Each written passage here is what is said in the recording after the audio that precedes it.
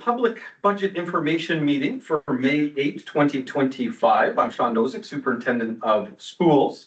And I know we have some folks online, but joined in person here today with Board Chair Shirley Wilson and Trustee Stan Peterson, and also Deputy Superintendent and our Acting Secretary Treasurer Nathan Ning.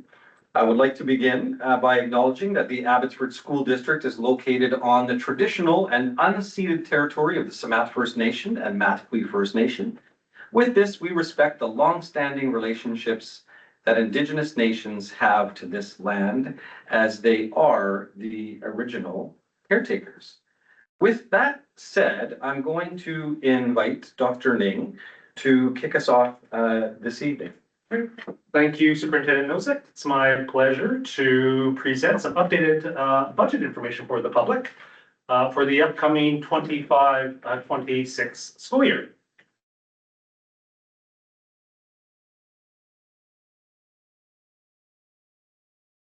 To start with, I just wanted to again show the public the cycle that we engage in as we develop the preliminary budget. And what you'll see here is the calendar throughout the year and the activities that take place to arrive at our preliminary budget. And you'll see we are now down in May, and a number of our items have been checked off as we make our way to presenting the preliminary budget for the upcoming 25-26 school year. As a part of that, you'll see here in terms of the budget and strategic planning cycle in the box there highlighted for May, March. We are now in a position where we've worked through some of our staffing estimates, operating budget estimates, revising as a part of our strategic plan goals and objectives, and that work that happens in schools around their school plan updates.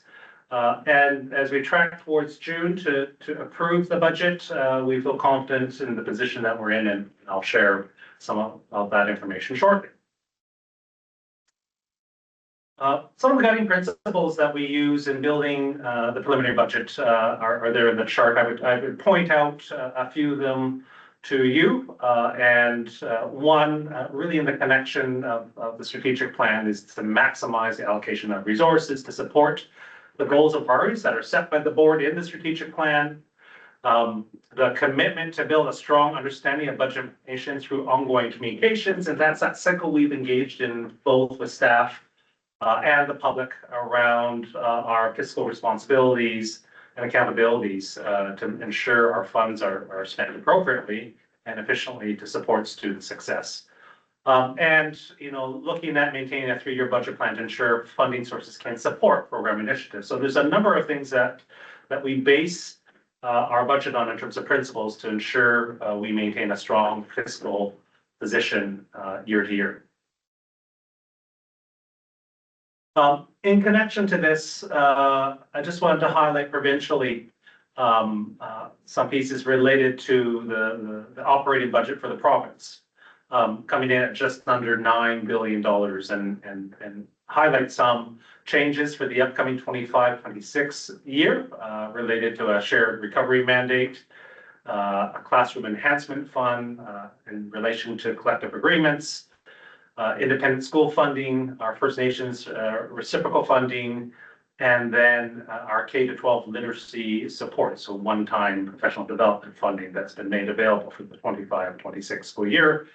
And then just noting a couple of other provincial highlights, such as the $4 billion annual in contingencies, and then the $1.5 billion over 3 years for expenditure management. With that, I will turn it over to Superintendent Nozick. Thank you. I wanted to flag, of course, that our budget process is done in harmony with the board's strategic plan, which is organized around 4 pillars. Those pillars include a progressive workforce, engaging opportunities, optimized resources, and student success. And of course, ultimately, all of our work is about ensuring the success of our students. And we're proud of our process, which harmonizes the strategic plan and those priorities with the budget process. The board has set a multi-year strategic plan that we do refine, year to year. And so the priorities set for 24 to 28 include literacy, parent and community engagement, student participation, including extracurricular activities, early learning, and employee engagement. And all of those align with at least one of our strategic pillars. And then, of course, each of the pillars does have its own group of goals, the ones I just mentioned, and of course, more comprehensive than that. And these are all taken account into the preliminary budget work that we undertake. Back to you, Dr. Nathan. So for the operating budget for 2024-25, the amended budget, you'll see there some of our numbers around revenues and expenses, and that equates to a net revenue or expense in this case of 1.26 million, with a transfer to capital funds of 0.42 or 420,000. So the budgeted current year deficit is 1.68 million. Our ability to manage that deficit comes through accumulated surplus. So our operating reserves, which ultimately are an indicator of our financial health.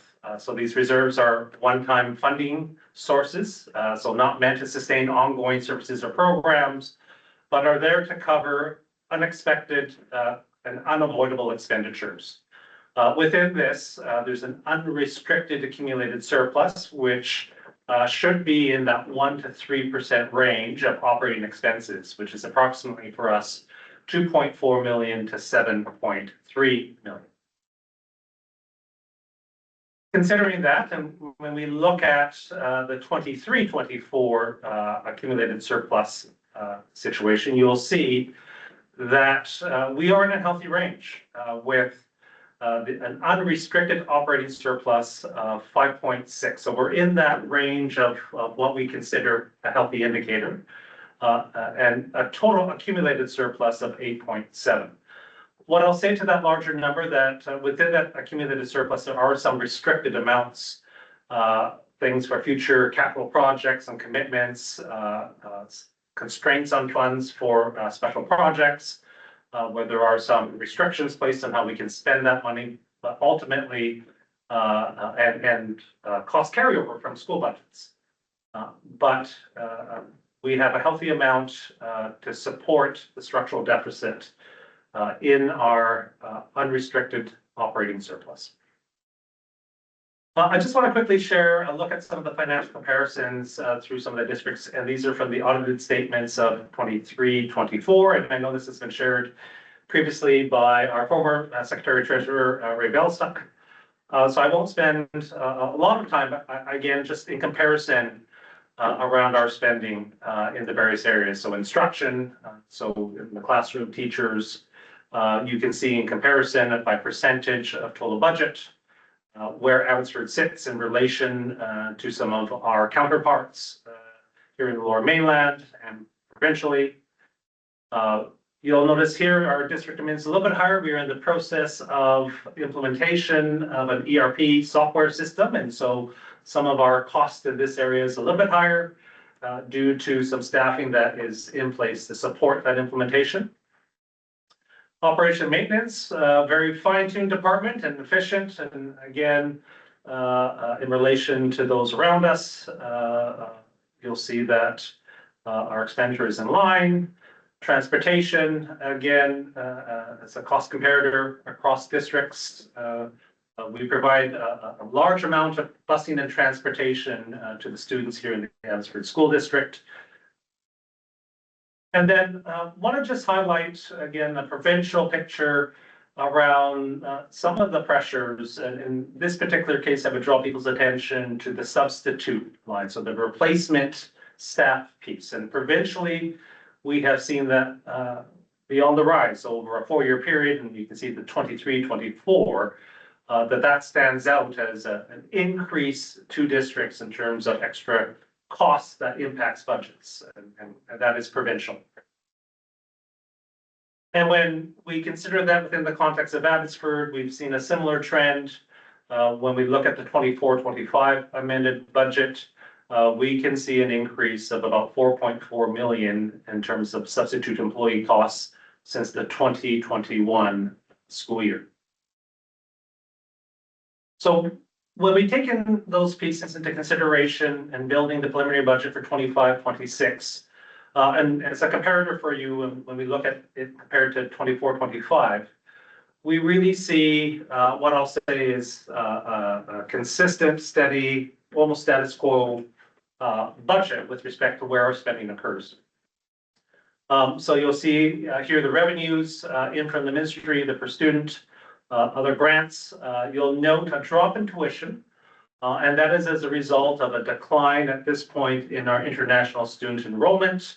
That may increase as we approach the next school year, but as we're budgeting and confirming the number, we anticipate at this time a drop in tuition, and that's the reason for the difference between the 24-25 and the 25-26 revenue. Over on the expense side, again, very similar numbers as we make our way through the 25-26. You'll see some differences in numbers. This is as a result of our fine tuning and our ability to project and budget. So it's not necessarily a loss in staffing when you see a decrease in numbers. It's our ability just to be a little bit more fine tuned when we're projecting the cost into the 25-26 school year.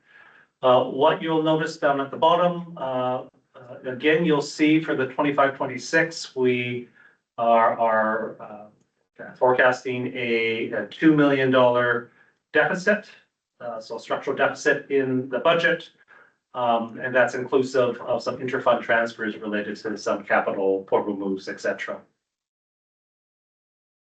Now, when we look at that particular piece, again, I would go back to the healthy position we're in with the accumulated surplus and with respect to the unrestricted amount.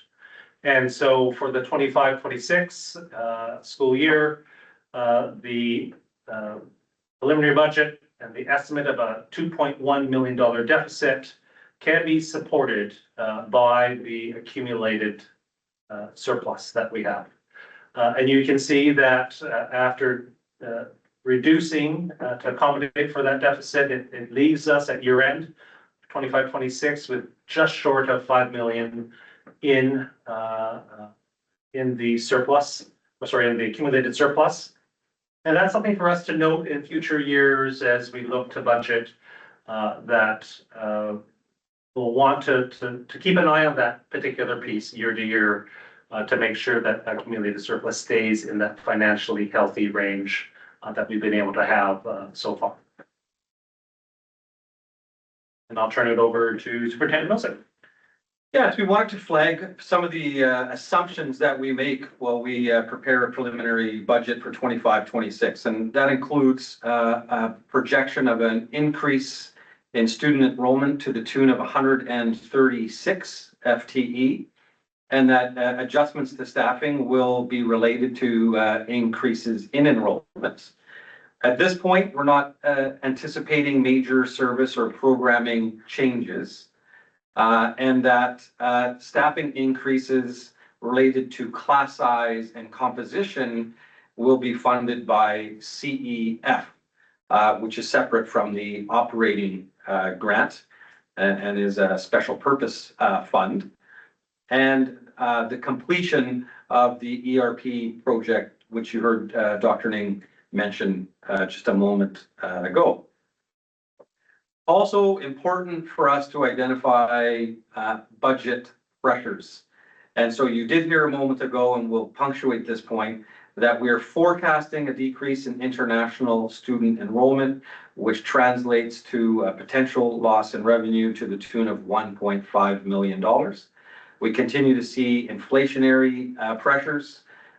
Teacher increment costs will be a factor. Employee benefits are a significant pressure for us to the tune of more than $1 million. We see increases in WorkSafe premiums.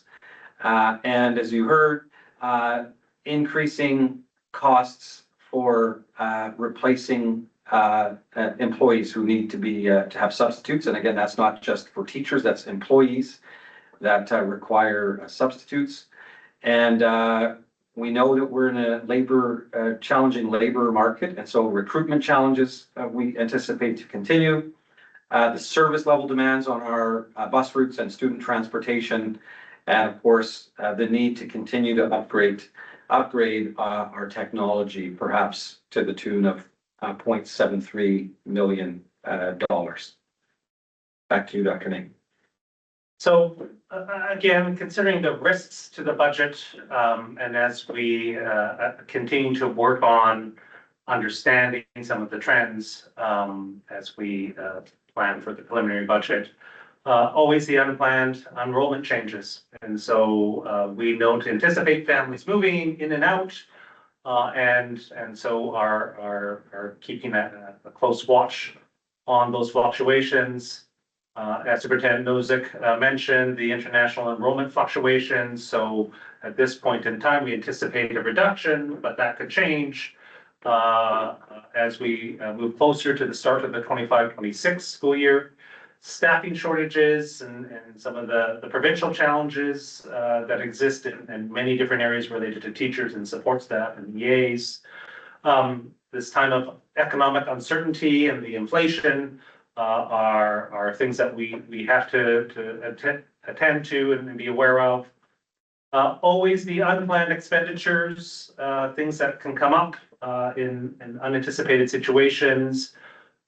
Technology security risks. We've heard about a couple of examples of this happening, and the cost to those particular breaches or issues related to technology, and the potential for increasing employee absence costs. So you saw what we anticipate as an increase for the 25-26 preliminary budget, with a rising cost in replacement and the anticipated increasing trend, and that's something that we're keenly attuned to and paying close attention to.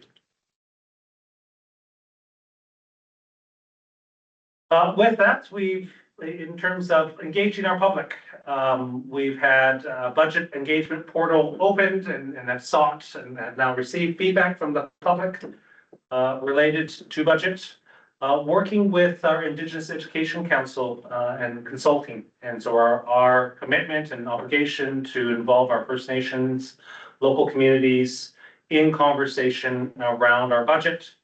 The various stakeholder meetings that have occurred, and again, to the slides earlier that I pointed to, a number of engagements to make sure that the public and our partners here in Abbotsford are aware of and have input into the development of our 25-26 preliminary budget. Again, you'll see some dates there that have passed and some that are coming with respect to approving the budget, ultimately with the budget getting to the Ministry of Education by the end of June. With that, opportunity for questions.